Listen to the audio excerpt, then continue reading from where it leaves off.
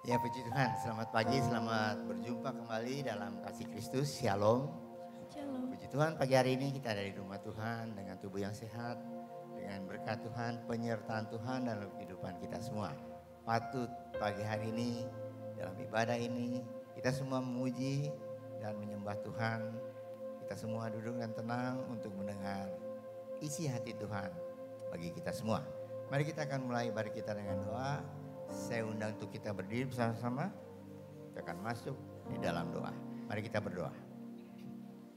Pertolongan pada kita dalam ibadah minggu yang kudus ini adalah datang daripada Tuhan yang telah menciptakan langit, bumi dan segala isinya.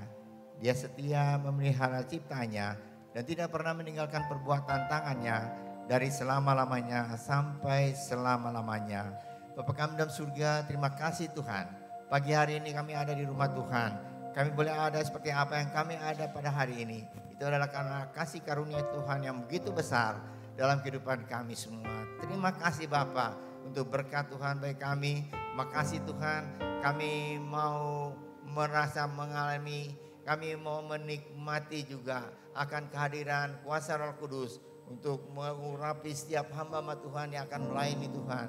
Ya kami boleh merasakan hadirat Allah dalam ibadah ini. Kami berdoa untuk hamba Tuhan yang tergabung dalam Asar Kolektan, pemusik WL Singer, dan juga tim AVD dan hamba Tuhan yang akan memberitakan firman Allah. Mari Tuhan urapi dengan urapan khusus dari surga, sehingga pelayanan kami semua itu boleh menjadi berkat bagi jemaat Tuhan dan memperkenankan Tuhan. Paduan suara Sion juga yang akan membawakan firman Allah melalui pujian. Urapi dengan urapan-Mu dari surga. Terima kasih Bapa. Saudara kami dalam perjalanan antar mereka Tuhan. Bahkan tempat ini kumpulkan kami bersama. Berkati kami bersama-sama. Dalam nama Tuhan Yesus Kristus kami sudah berdoa dan mengucap syukur. Mari kita sama-sama yang mengasihi Tuhan katakan bersama-sama. Amin. Sekali lagi shalom Bapak Ibu Saudara. Shalom, selamat datang kembali di rumah Tuhan. Hari ini kita masuk bulan yang baru, boleh kasih salam dulu mungkin, boleh senyuman terbaik ke kanan kiri depan belakang. Kita sama-sama mau katakan selamat hari Minggu, selamat datang di rumah Tuhan. Kita sama-sama beribadah memuji Tuhan, amin. Siapa yang percaya kalau kita punya Allah yang berkuasa, boleh lambaikan tangannya. Kita sama-sama memuliakan Tuhan hari ini karena kita punya Allah yang berkuasa, amin. Come on, let's sing. Tuhan, benar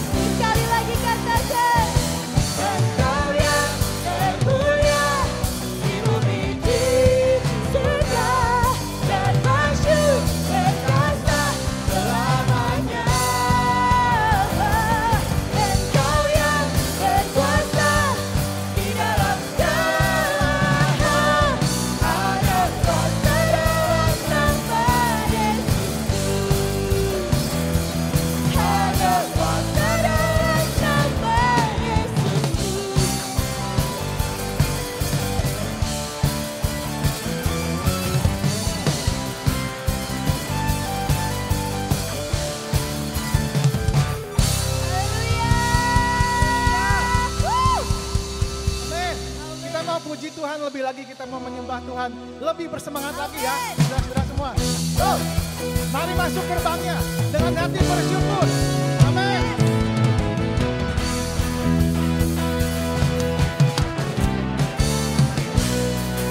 Masuk hadirat.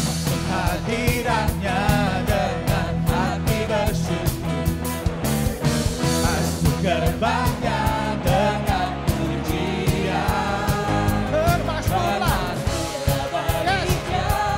nyanyikan yang baru, Bersukacita. sukacita sekarang menyembahnya. Oh, masuk hadiratnya. Hadiratnya dengan hati bersyukur, masuk gerbangnya dengan pujian. Bermasuklah bagi Dia, Nyanyikan yang baru, bersukacita sekarang ikannya. saat hati bersyukur Saat hati bersyukur dan jiwaku jiwaku bersuka, hadirat Allah yang Amin Tuhan. saat kami menyembah dan tanganku terangkat, Tuhan hadir. dalam hujanmu berdera. Amin. Masuk hadiratnya. Oke lagi. Haleluya.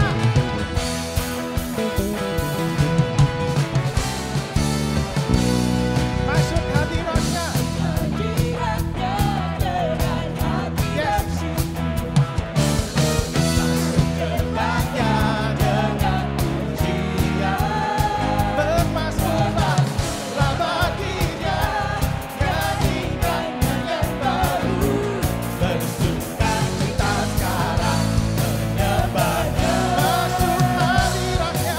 Oh. Hadiratnya dengan hati bersyukur, gerbangnya dengan pujian. Bermasuklah.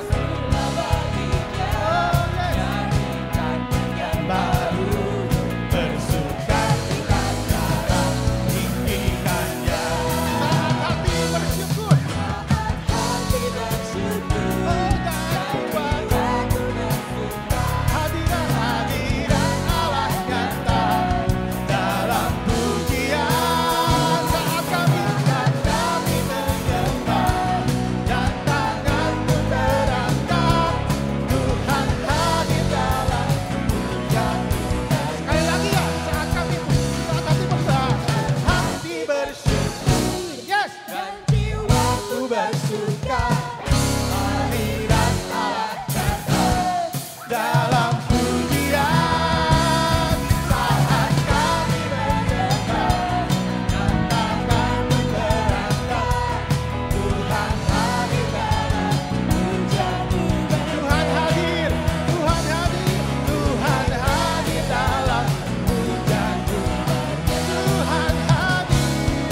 Tuhan hadir dalam pujian umatnya.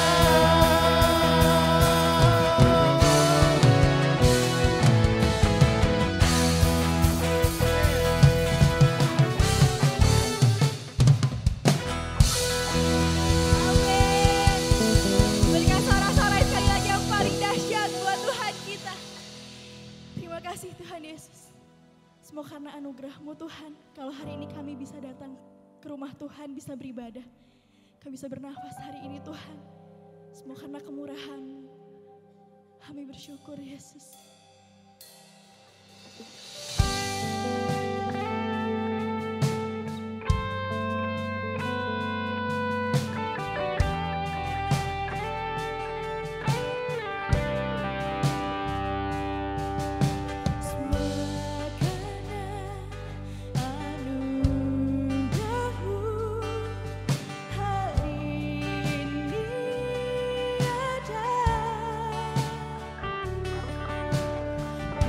Bukankah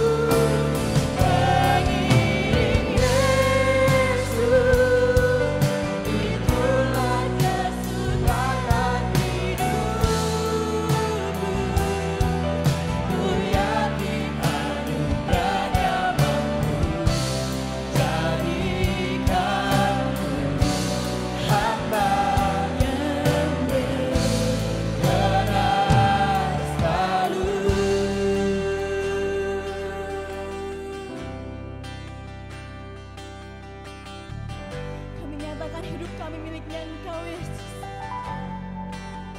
Terima kasih Yesus, Kau sudah pilih kami.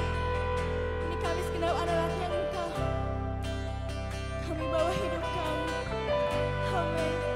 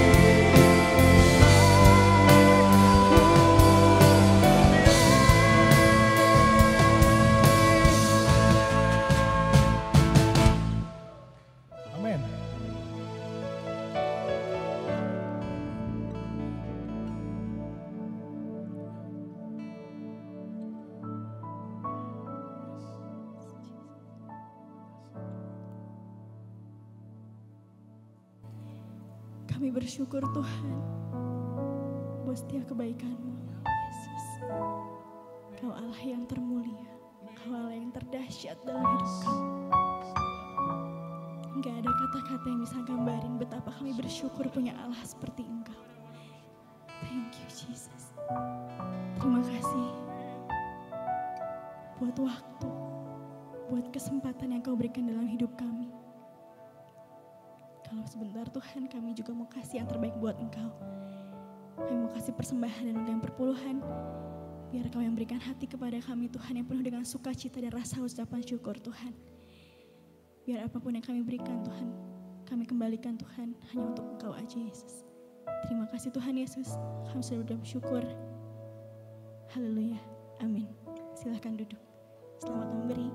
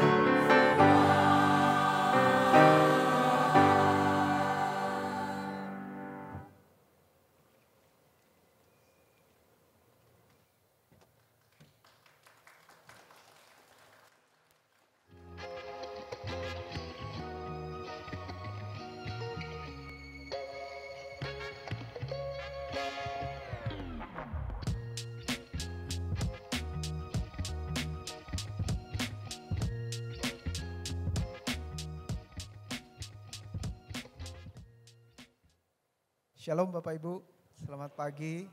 Bagaimana kabarnya? Luar biasa, puji Tuhan. Sudah lama sekali saya tidak bawakan firman Tuhan di KU1 ya. Kebetulan ada switching jadwal, jadi saya mendapatkan kesempatan untuk berkhotbah di KU1. Mari kita akan belajar firman Tuhan pada pagi hari ini. Kita akan sama-sama tunduk kepala, kita akan berdoa. Bapa di dalam surga, kami siap mendengarkan firman-Mu Tuhan. Setiap hati pikiran kami hanya tertuju kepada Engkau saja. Tuhan, pakai hamba-Mu untuk menyampaikan apa yang menjadi kerinduan-Mu Tuhan setiap kami lakukan di dalam hidup ini. Terima kasih Bapa, urapi, berikan hikmat, bijaksana, rema Tuhan buat setiap kami boleh mengerti akan firman Tuhan. Di dalam nama Yesus kami berdoa dan mengucap syukur. Amin. Sekali lagi shalom. Pagi ini saya akan membawakan firman Tuhan karena temanya di dalam bulan September ini adalah tentang keluarga. Tema keluarga ya Bapak Ibu, saya beri judul pagi hari ini adalah Strong Family. Keluarga yang kuat, keluarga yang tangguh ya. Kita akan belajar bagaimana peran keluarga dalam menghadapi perubahan zaman ya. Contoh dari Strong Family adalah seperti ini. Bukan, ini keluarga saya yang sukanya nge-gym ya. Kita suka angkat besi, angkat beban, sukanya pergi ke gym. Kami berkeluarga sama-sama, tapi bukan ini yang dimaksud dengan strong family, bukan. Bukan maksudnya kalau keluarga yang kuat itu adalah keluarga yang suka angkat beban atau suka olahraga, ya itu juga baik. Tetapi bukan itu, kita akan belajar pada pagi hari ini prinsip-prinsip rohani untuk menjadikan keluarga yang tangguh, keluarga yang kuat. Keluarga Kristen yang tangguh adalah keluarga yang mampu menghadapi setiap tantangan dengan cara bersatu, bersehati untuk hidup takut akan Allah, serta mempertahankan dan menerapkan nilai-nilai Alkitab dalam hidupnya. Udah, itu intinya firman Tuhan pagi hari ini. Mari kita tunduk kepala, kita selesai aja. Enggak Bapak Ibu. Ya, jadi keluarga yang tangguh, keluarga Kristen yang tangguh adalah yang mampu menghadapi setiap tantangan. Nah, nanti kita akan lihat di dalam hidup ini, di dalam dunia ini, begitu banyak tantangan, begitu banyak perubahan. Suka tidak suka, mau tidak mau, dunia ini akan berubah. Karena hanya satu hal di dalam dunia ini yang tidak berubah adalah perubahan itu sendiri. Dunia ini akan terus menerus berubah ya. Mengapa kita perlu mempelajari hal ini? Karena perubahan sosial, teknologi, budaya itu sangat cepat. Kondisi keadaan saat ini sudah sangat berbeda dengan 10 tahun yang lalu, betul? Sudah sangat berbeda dengan 20 tahun yang lalu. Dunia digital begitu cepat berubahnya, teknologi begitu cepat berubahnya. Bagaimana kita menanggapinya? Bagaimana orang Kristen menanggapinya? Bagaimana kita mendidik anak-anak kita supaya mampu menghadapi hal-hal tersebut ya. Jadi pagi hari ini tujuannya adalah agar kita bisa belajar bagaimana sebagai keluarga Kristen dapat mempertahankan dan menerapkan nilai-nilai Alkitab dalam konteks dunia modern. Saudara, perubahan tidak mungkin bisa kita hindari. Selalu ada sisi positif dan selalu ada sisi negatif. Ya, sama seperti kalau kita bayangkan kita punya pisau. Pisau itu tajam. Tetapi pisau ini kalau dipegang oleh orang yang tepat itu akan sangat berguna. Tetapi pisau ini akan sangat mencelakakan kalau dipegang oleh orang yang tidak bertanggung jawab. Kita paham tentu ya. Ibu-ibu memasak pakai pisau, motong daging, motong sayur, motong segala macam pakai pisau. Tetapi kalau pisau ini diserahkan kepada orang yang jahat, dia bisa melukai orang lain. Jadi selalu ada sisi positif, selalu ada sisi negatif dari yang namanya perubahan itu sendiri. Tidak bisa kita hindari. Yang perlu kita ketahui adalah bagaimana kita menanggapi perubahan itu sendiri. Sebelumnya.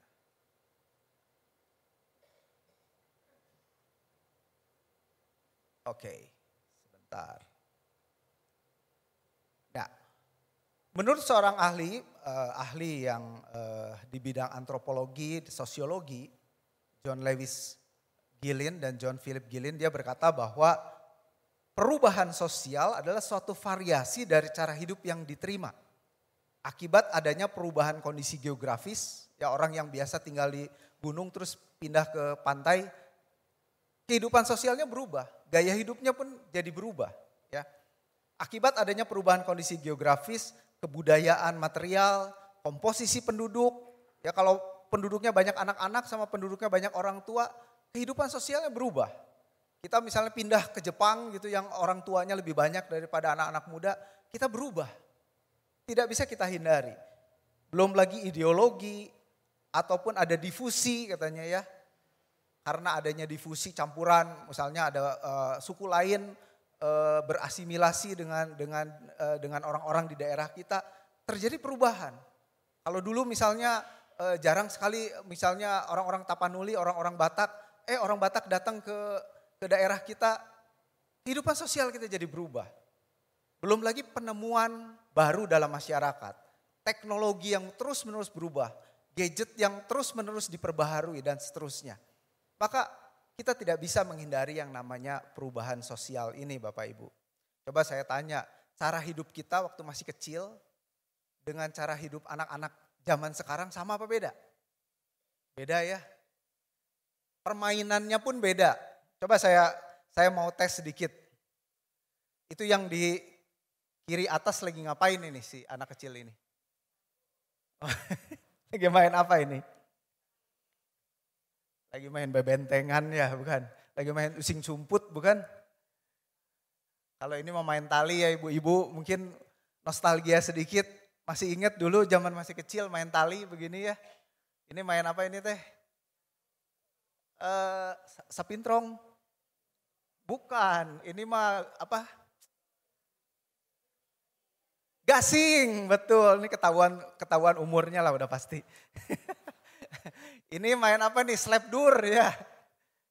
Ini saya lupa ini permainan apa dulu jarang main gak ada bambu. Waktu saya masih kecil. Kalau ini mau balap karung ya, ini mah enggrang. Nah ini saya jarang main, ini gak tahu ngapain ini.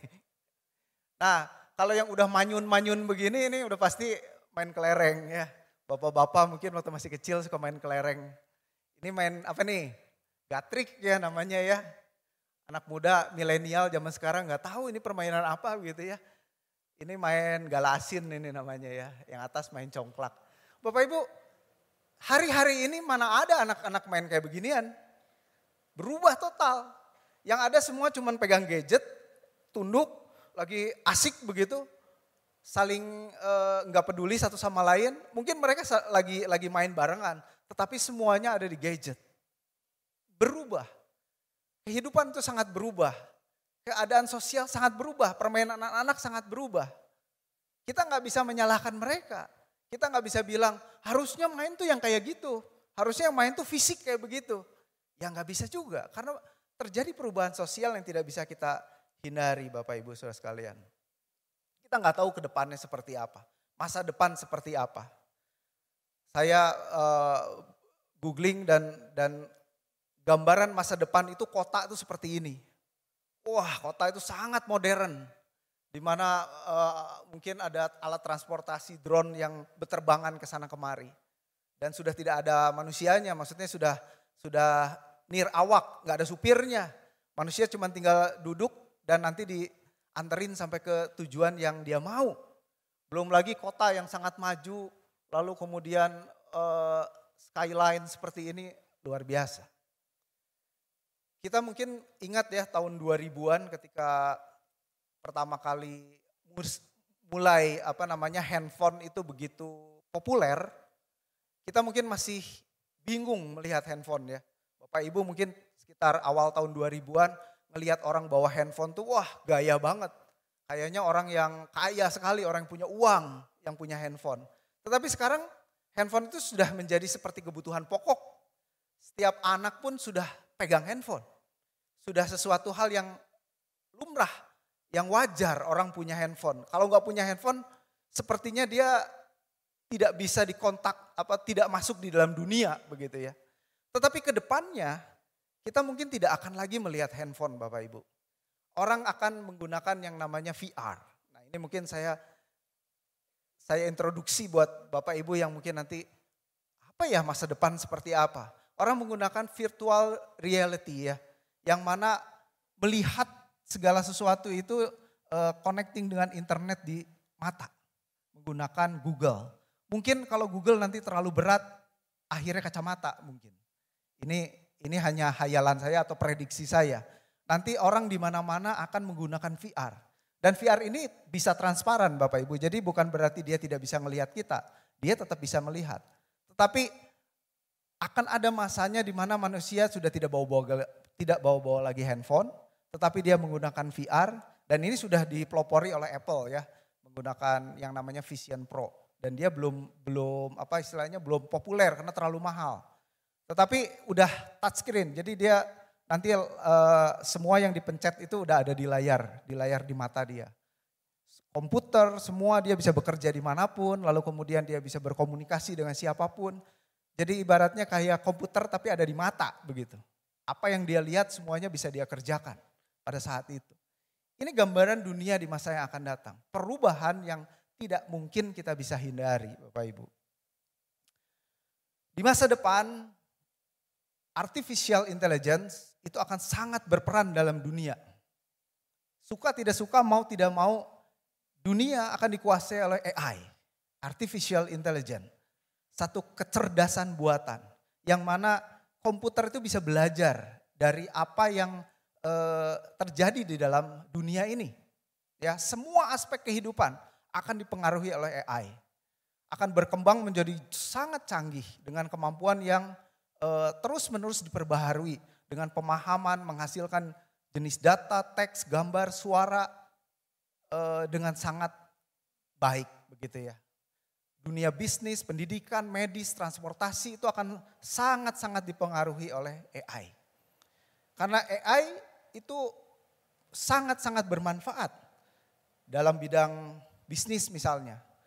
Dia bisa mendorong inovasi, efisiensi, otomatisasi ya dalam berbagai sektor bisnis. Belum lagi dalam kesehatan, dia bisa mendiagnosa, oh orang ini sakit. Mungkin kalau dokter masih lupa-lupa ingat atau misalnya jarang ketemu kasus itu dia tidak bisa mendiagnosa. Tapi nanti AI mungkin dia bisa scan dan dia ketahuan. Oh ini sakitnya ini, obatnya ini harus mengambil tindakan ini. Memang mungkin yang melakukan nanti manusia atau di masa depan mungkin robot kita tidak tahu. Tetapi hal ini tidak mungkin bisa kita hindari. Belum lagi transportasi Bapak Ibu. Ya, ada banyak sekarang mungkin masih di Amerika kendaraan-kendaraan yang sudah tidak ada supirnya dan kemudian dia bisa berjalan, kita tinggal setting destinasinya kita mau kemana dan kita diantarkan oleh kendaraan tersebut. Dan mungkin 10 atau 20 tahun lagi hal ini akan benar-benar terwujud. Mungkin kita juga akan mengalami hal itu. Saudara, kalau kita melihat hal ini mungkin kita pikir, wah ini sesuatu yang berbahaya. Enggak juga Bapak Ibu. Sama seperti tadi yang saya bilang, pisau. Pisau itu bisa berbahaya tetapi bisa sangat berguna. Saya ketika menyusun khotbah ini saya gunakan AI Bapak Ibu. Ya, saya gunakan AI. Bapak Ibu kalau misalkan punya handphone, Bapak Ibu bisa download yang namanya Alkitab GPT, Alkitab GPT. Ya. Itu free. Dan dari situ Bapak Ibu bisa bertanya apapun yang Bapak Ibu tidak mengerti. Misalnya ceritanya aja apakah dinosaurus ada di Alkitab misalnya. Dia akan muncul. Dia akan menjelaskan dengan ayat-ayat yang mendukung. Kalau ada ya ada, kalau tidak ya tidak. Luar biasa Bapak Ibu. Ketika saya menyusun khotbah ini, saya susun dengan menggunakan AI. Dan itu sangat-sangat membantu. Dan masa depan mungkin kerohanian juga akan dipengaruhi oleh AI. Mungkin orang yang berkhotbah sudah gak berdiri lagi kayak saya. Kemudian ningali bangetnya tidak menarik. Satu kali mungkin orang akan melihat khotbah. Ini pendetanya tinggal susun khotbah. Tulis semua apa yang ingin dikatakan. Lalu biarkan AI yang ngomong seperti ini. Saya akan berikan satu contoh. Ini kawan saya yang bikin. Dan websitenya sudah sangat banyak Bapak Ibu. Untuk membuat ceramah, pidato, atau khotbah sekalipun, dan AI yang berbicara. saya minta naik. Sarah. Ya. Hai teman-teman, aku Sarah. Hari ini kita akan membahas konsep predestinasi dengan cara yang simpel dan mudah dimengerti. Coba bayangin, hidup kita ini seperti sebuah Ini buku bukan manusia, cerita Bapak yang Ibu. sudah ditulis oleh seorang Ini AI. penulis ulung. Asyik kan? Nah, penulis ini adalah Tuhan. Dia sudah menulis semua detail cerita hidup kita dari awal sampai akhir. Dia tahu semua alurnya, tahu setiap bab, bahkan tahu endingnya. Tapi di dalam buku ini, kita adalah tokoh utamanya. Kita yang menjalani cerita tersebut, bab demi bab.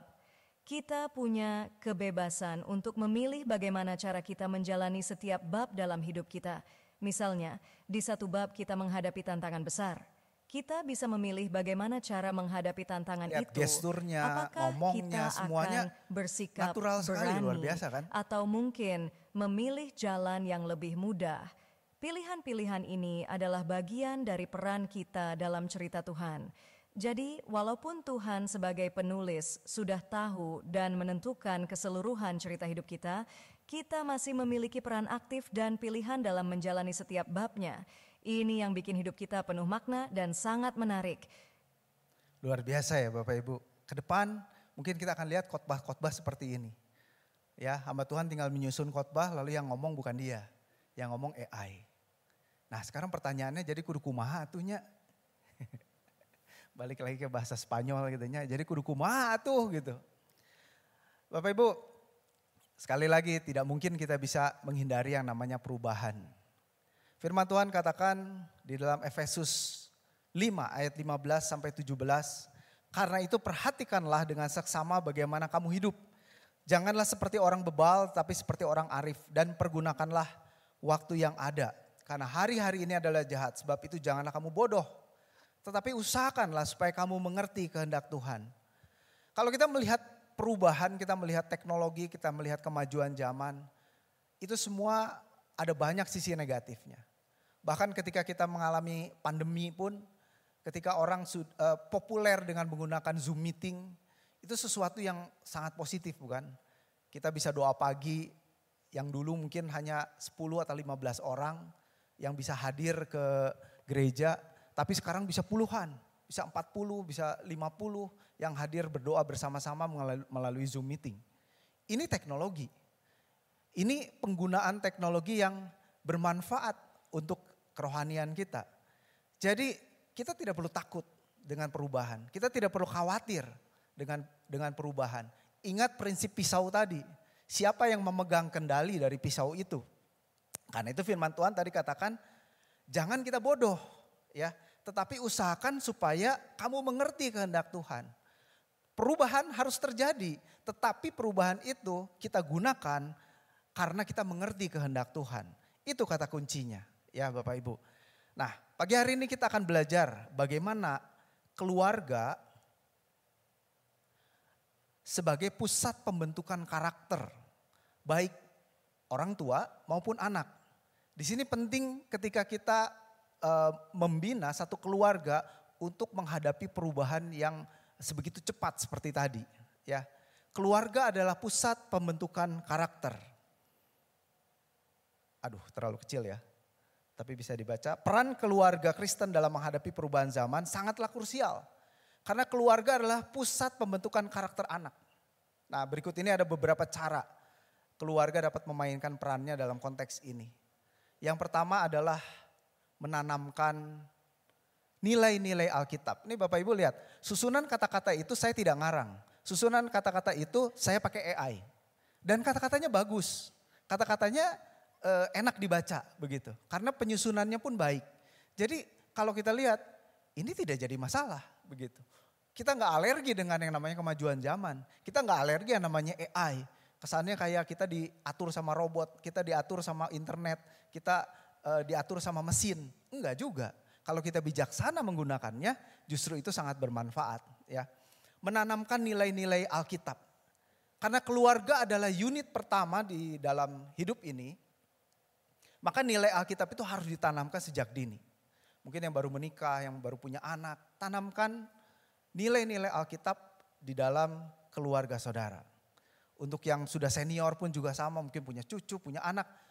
Tanamkan nilai keluarga ini dengan prinsip Alkitab. Ada pendidikan agama di rumah di mana kita berada ya. Firman Tuhan katakan di dalam Efesus 6 ayat yang keempat. Dan kamu bapak-bapak janganlah bangkitkan amarah di dalam hati anak-anakmu, tetapi didiklah mereka dalam ajaran dan nasihat Tuhan. Ketika kita menghadapi tantangan di dalam dunia ini, kita nggak tahu yang mereka hadapi, anak-anak hadapi bagaimana, zamannya udah beda. Kalau kita tadi mainnya masih sapintrong, dia udah mungkin main gadget, dia bisa lihat apapun di situ. Hal-hal yang negatif pun bisa dia lihat. Hal-hal yang menjijikan juga bisa dia lihat. Kejahatan pun bisa dia lihat. Lalu bagaimana kita menanggapinya? Kan kita nggak mungkin bisa lihat semua apa yang anak-anak kita lihat. Maka prinsip-prinsip dasar firman Tuhan itu benar-benar harus kita tanamkan sejak dini ya. Pengajaran kasih, kejujuran, integritas itu penting sekali kita tanamkan sejak kecil. Kita harus mendidik. Nah ini terutama untuk bapak-bapak tadi kan. Hai bapak-bapak, janganlah bangkitkan amarah di dalam hati anak-anakmu, tapi didiklah mereka dalam ajaran dan nasihat Tuhan. Kolose 3 ayat 18 sampai 21 berkata seperti ini. Hai istri-istri, tunduklah kepada suamimu seperti yang layak di dalam Tuhan. Hai suami-suami, kasihilah istrimu dan janganlah berlaku kasar terhadap dia. Hai anak-anak, taatilah orang tuamu dalam segala hal, sebab itulah yang menyenangkan di dalam Tuhan. Hai bapak-bapak, janganlah bangkitkan amarah di dalam hati anak-anakmu supaya mereka jangan menjadi patah semangat. Ini perintahnya jelas sekali firman Tuhan dalam Kolose. Untuk istri tunduk pada suami, untuk suami kasihilah istrimu, untuk anak taatilah orang tuamu. Untuk orang tua jangan bangkitkan amarah anak-anakmu supaya mereka jangan patah semangat. Ini jelas sekali firman Tuhan. Ada banyak sekali firman Tuhan yang bicara tentang keluarga, tentang bagaimana kita memanage keluarga, bagaimana keluarga yang menerapkan firman Tuhan di dalam kehidupannya. Ini yang pertama. Yang kedua adalah memberikan contoh hidup. Orang tua terutama harus dapat menunjukkan cara menerapkan nilai-nilai Alkitabiah dalam kehidupan sehari-hari. Bukan hanya dengan kata-kata saja, melainkan melalui tindakan. Ngajarin anak suruh jangan bohong. Tapi kasih tahu ya, nanti kalau si bapak itu datang bilang papa nggak ada. Gimana caranya? Contohnya nggak sesuai, betul? Contohnya tidak sesuai dengan perintahnya. Nggak akan dilaksanakan. Nanti tiba-tiba anak kita bohong. Kenapa ya? Kamu kan udah diajarin, dimarahin sama kita. Kalau dia balikin, kemarin papa bilang juga, kalau si om itu datang bilang papa nggak ada. Ini nggak sesuai, nggak cocok ya Bapak Ibu. Jadi tindakan kita itu bicara jauh lebih nyaring daripada omongan kita, daripada kata-kata kita. Kita memberi contoh dalam saling menghargai, di dalam keluarga, mempraktekkan kasih, dan seterusnya. Orang tua menjadi contoh konkret dalam prinsip-prinsip ini ya. Orang tua harus jadi role model, jadi contoh. Karena anak itu kan menirunya luar biasa kan. Dari cara ngomong, dari cara jalan aja anak-anak kita tuh meniru kita. Bayangkan kalau yang negatif yang kita ajarin atau yang negatif yang kita contohin, maka gak heran mereka pun akan melakukan hal yang sama. Yang ketiga adalah biasakan diskusi terbuka ya. Jadi keluarga ini sebagai tempat di mana anak-anak tuh mencari informasi sebetulnya. Jangan mencari informasi di luar dari teman-temannya. Karena seringkali menyesatkan. Keluarga harus menciptakan lingkungan di mana anggota keluarga dapat berbicara secara terbuka. Kalau dulu senjata kita kalau kita mau ngasih nasihat anak, naik mobil. Di dalam mobil anak kan gak bisa kemana-mana. Nah saat itulah kita ngobrol. Saat itu kita komunikasi. Ada apa di sekolah, kamu lagi ngapain dan lain sebagainya. Ataupun kalaupun mengingatkan sesuatu perintah itu diingatkannya pas lagi anak diantar gitu ya, misalnya pas kalau pakai kendaraan, pakai mobil misalnya, itu enak di ngomongnya. Kalau di rumah mungkin kadang-kadang mereka udah sibuk macam-macam. Nah tapi ciptakan mungkin ada makan bersama atau doa bersama. Yang penting ada komunikasi satu dengan yang lain. Jangan kita nggak tahu anak di mana begitunya. Udah malam ini kemana anak teh, wah nggak tahu begitu. ketemu juga jarang. Apalagi ngobrol, ketemu aja jarang. Wah, nggak ada diskusi. Nanti yang dia dapat informasinya dari luar, informasi yang menyesatkan. Yang terakhir adalah komunitas yang mendukung. Ini juga penting Bapak Ibu. Maka itu anak-anak kita, cucu-cucu kita bawa ke gereja. Komunitas yang baik. Kalau dia di luaran kita nggak tahu. Teman-teman mainnya nggak tahu. Mungkin teman-teman olahraganya atau teman-teman sepermainan dia, kita nggak paham. Tapi kalau kita bawa ke dalam komunitas yang baik, komunitas yang juga mendukung penerapan nilai-nilai Alkitab tadi, maka semoga ya dengan doa anak-anak kita menjadi anak-anak yang takut akan Tuhan. Nah, kalau 4 hal ini kita lakukan, maka berkat Tuhan akan terjadi di dalam hidup kita. Seperti yang Tuhan tuliskan di dalam Mazmur 128. Bapak Ibu, ini adalah Mazmur yang indah di mana judulnya saja berkat atas rumah tangga. Mazmur 128. Berkat atas rumah tangga. Firman Tuhan katakan seperti ini, saya tampilkan di layar. Nyanyian ziarah, berbahagialah setiap orang yang takut akan Tuhan, yang hidup menurut jalan yang ditunjukkannya. Berbahagialah setiap orang yang takut akan Tuhan. Ternyata ada satu janji berbahagia dalam keluarga. Syaratnya apa? Takut akan Tuhan. Takut akan Tuhan itu seperti apa sih? Takut akan Tuhan adalah suatu sikap, rasa hormat, ketaatan kepada Tuhan. Kita memprioritaskan Tuhan lebih dari segalanya. Bukan harta kita, bukan pekerjaan kita, bukan kekayaan kita. Tetapi Tuhanlah yang lebih utama karena kita takut akan Tuhan. Dan di sini yang tidak kalah penting adalah hidup menurut jalan yang ditunjukkannya. Hidup menurut jalan yang ditunjukkannya. Kita harus tahu bahwa apakah jalan kita ini sudah sesuai dengan apa yang ditunjukkannya apa tidak. Ada seorang pemuda ya ketika orang masih muda, ini ibaratnya begitu ya, ketika orang masih muda dia berjerih lelah untuk naik ke gunung. Segala macam rintangan dia lewati. Ada kalajengking dia hindari dan sebagainya. Dengan berjerih lelah dia mencapai gunung. Tetapi orang yang naik gunung yang paling sial adalah apa? Ketika dia sampai puncak dan dia tahu bahwa gunung yang dia naiki adalah gunung yang salah. Ada banyak orang yang hidupnya banting tulang, berjerih lelah untuk mencapai kesuksesan. Tetapi ketika dia mencapai sukses, itu ternyata bukan jalannya. Ternyata dia mengabaikan segala macam yang jauh lebih penting. Anaknya dia abaikan, istrinya dia abaikan. Yang penting saya dapat uang.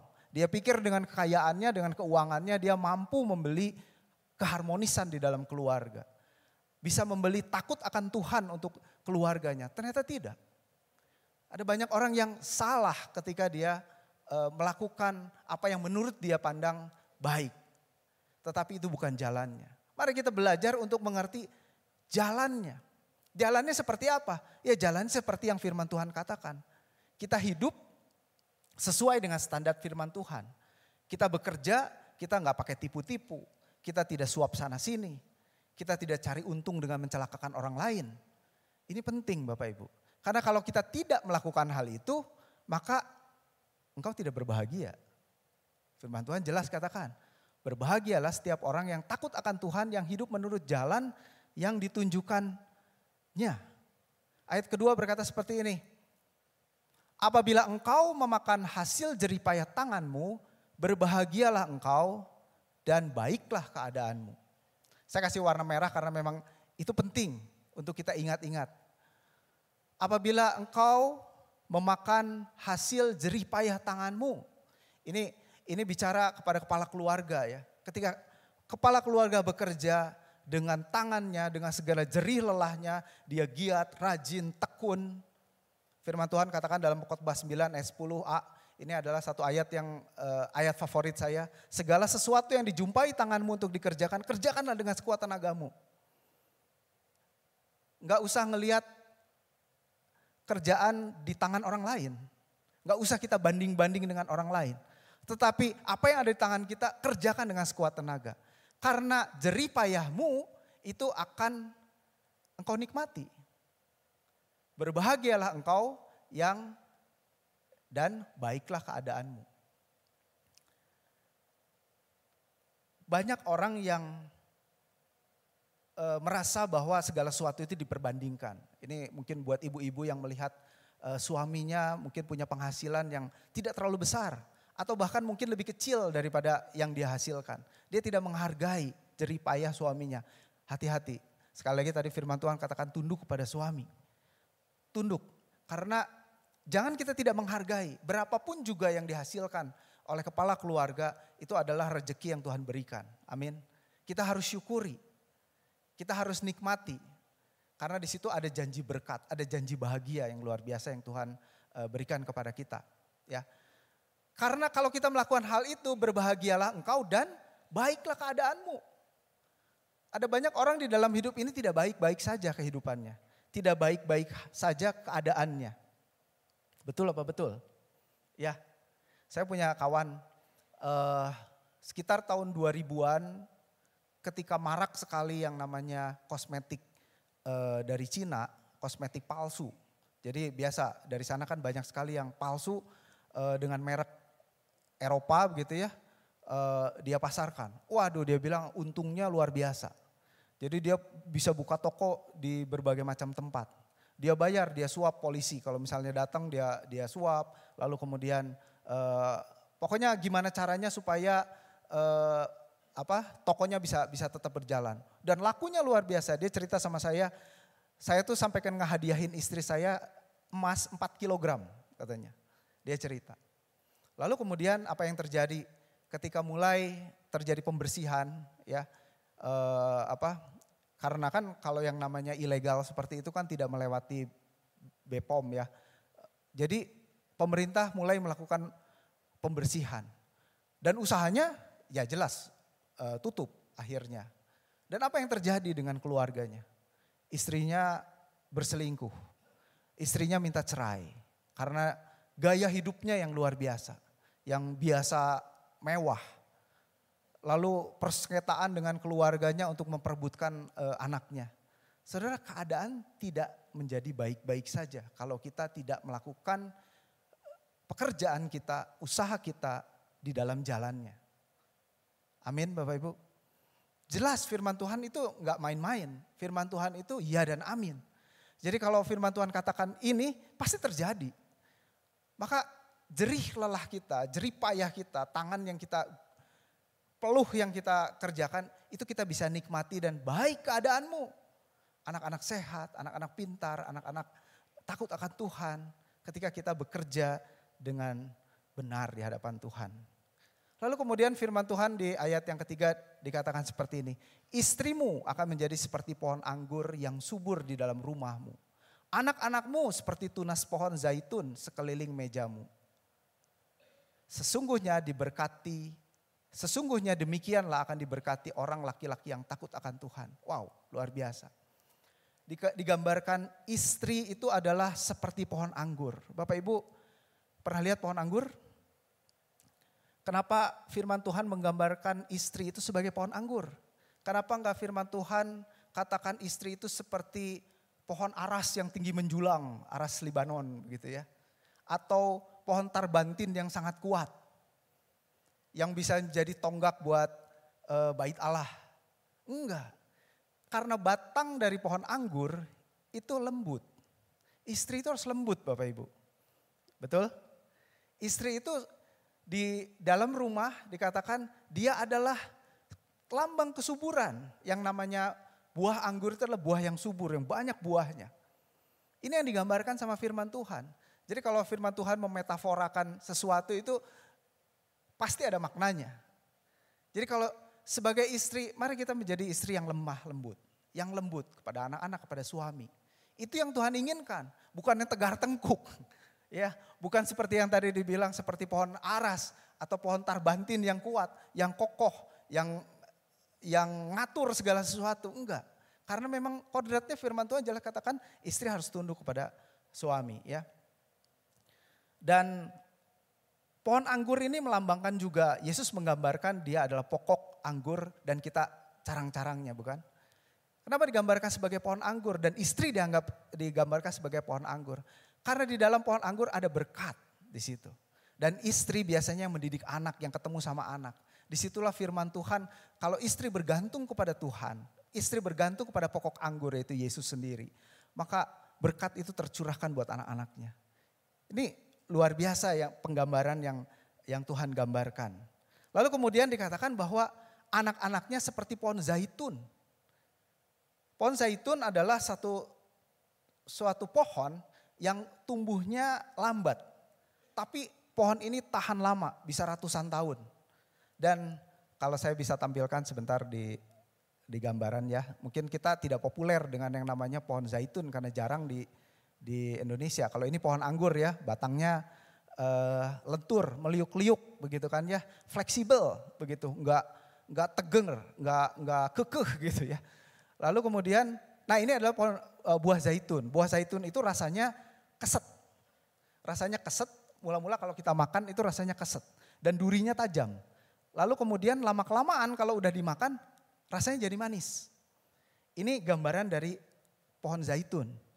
Dan kenapa ya Tuhan menggambarkan anak-anak itu seperti buah zaitun? Karena memang ketika kita mendidik anak-anak kita mungkin lambat. Mungkin dia tuh keset dulu awalnya, susah dulu, tajam dulu bijinya. Tetapi lama-kelamaan rasanya manis. Dan kalau buah zaitun ini diolah, dia akan menjadi satu minyak yang sangat mahal harganya. Dan tahu tidak Bapak Ibu Saudara sekalian, hanya satu-satunya minyak yang boleh masuk bait Allah itu adalah minyak zaitun. Karena minyak zaitun dipakai sebagai penerangan. Karena dia punya karakter ketika dibakar itu asapnya kecil, asapnya tidak banyak. Ini minyak yang sangat mahal. Tuhan menggambarkan anak-anak kita seperti buah zaitun, seperti pohon zaitun yang kokoh ratusan tahun tetap kuat. Walaupun tumbuhnya lama. Mungkin kita harus mendidik anak kita harus dengan harus dengan kesabaran. Penggambaran Tuhan luar biasa tentang bagaimana keluarga itu. Saya mau balik lagi ke ayat yang tadi. Oke. Ayat keempat dikatakan, sesungguhnya demikian akan diberkati orang laki-laki yang takut akan Tuhan. Ayat kelima, kiranya Tuhan memberkati engkau dari Sion, supaya engkau melihat kebahagiaan Yerusalem seumur hidupmu. Berkat yang dari Yerusalem, ya. Berkat yang dari Allah, berkat yang bukan dari mana-mana. Tapi ada satu ayat yang tadi yang saya belum bahas. Di ayat yang ketiga dikatakan, istrimu akan menjadi seperti pohon anggur yang subur di dalam rumahmu, anak-anakmu seperti tunas pohon zaitun sekeliling mejamu. Ini juga penting Bapak Ibu. Anak-anakmu berada di sekeliling mejamu. Artinya mereka berkumpul bersama-sama dengan kita. Seperti yang tadi saya bilang, orang-orang gak ada di mana. Kita punya komunikasi, kita punya satu hubungan yang baik, komunikasi yang baik. Mungkin kita ketika sekeliling meja, ketika kita makan bersama, kita berdoa bersama. Kita menggumulkan hal-hal yang tantangan di dalam dunia mereka secara bersama-sama. Digambarkan seperti itu, di sekeliling mejamu ya. Engkau akan diberkati berkat yang dari Sion, seumur hidupmu. Dan lebih lagi ayat ke-6, dan melihat anak-anak dari anak-anakmu. Artinya umur panjang betul, melihat anak dari anak-anakmu.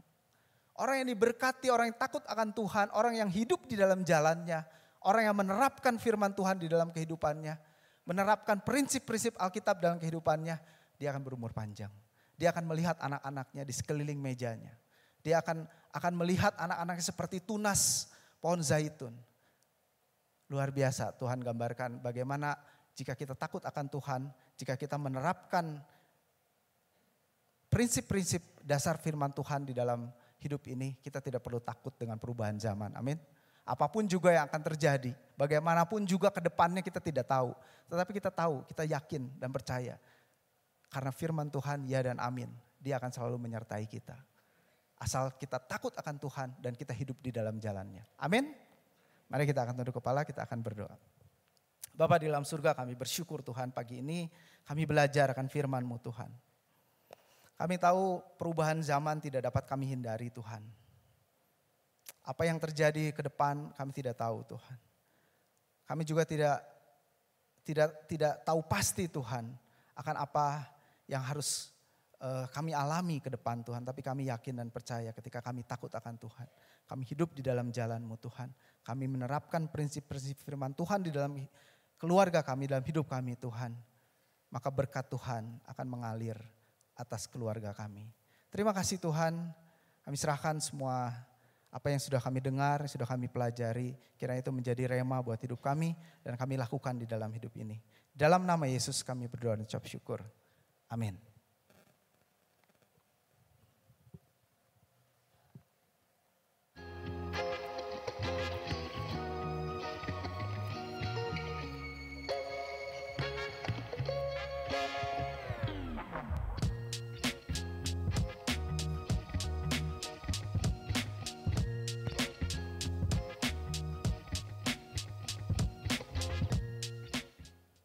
Ya, puji Tuhan saudara. Bulan September adalah bulan keluarga. Jadi firman Tuhan akan berkisar sekitar keluarga. Ya, banyak ya saudara yang kita bisa dapat dari firman Tuhan tadi. Apa yang kita harus lakukan? Bagaimana kita sebagai orang tua, kita harus bertindak, berlaku, ya, menjadi teladan dalam keluarga sehingga keluarga kita diberkati. Oh, jelas sekali. Tadi sudah begitu jelas disampaikan pada kita semua dan kita tahu bukan hanya kita bilang, "Wih, bagus firman Tuhannya." Yang penting saudara kita lakukan. Kalau kita lakukan, maka kita akan alami berkat Allah berlimpah sesuai dengan firman Tuhan. Puji Tuhan. Saudara, hari ini tanggal 1. Artinya kita sudah di bulan ke-9. Tinggal seperti minggu lalu saya katakan tinggal 1 kuartal lagi tahun ini selesai.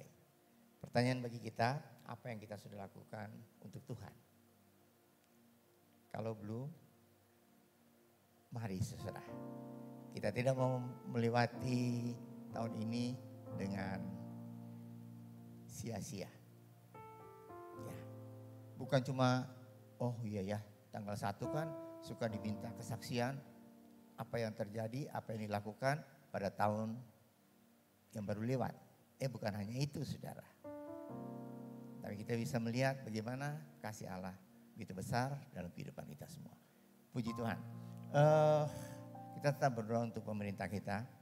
Kita tahu bersama-sama dalam bulan Oktober ini, bulan depan akan terjadi pergantian pimpinan negara.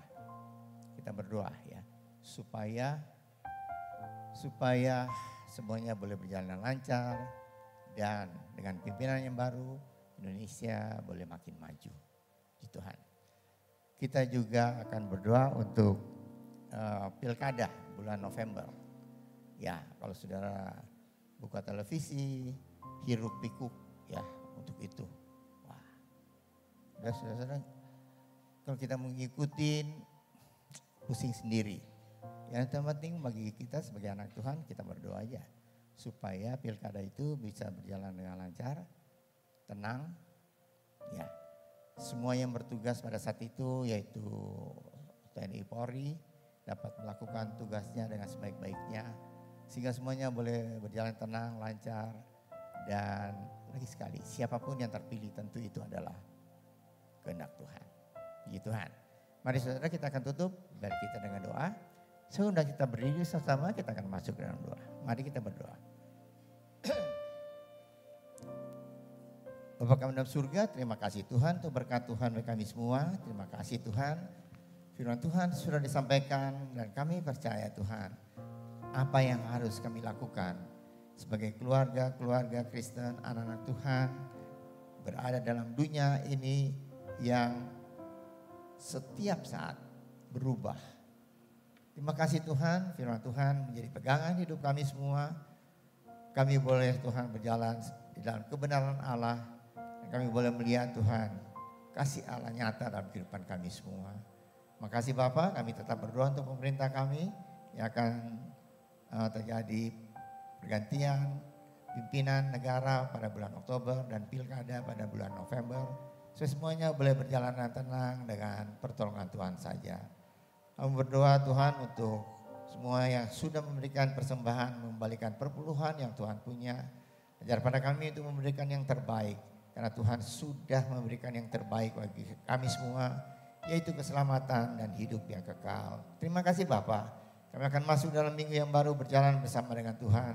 Berkati kami semua dengan tubuh yang sehat, berkati pribadi kami, keluarga kami, usaha kami, pekerjaan kami, dan juga pendidikan anak-anak kami semua. Tuhan berkati dengan berkat Tuhan. Terima kasih Bapak.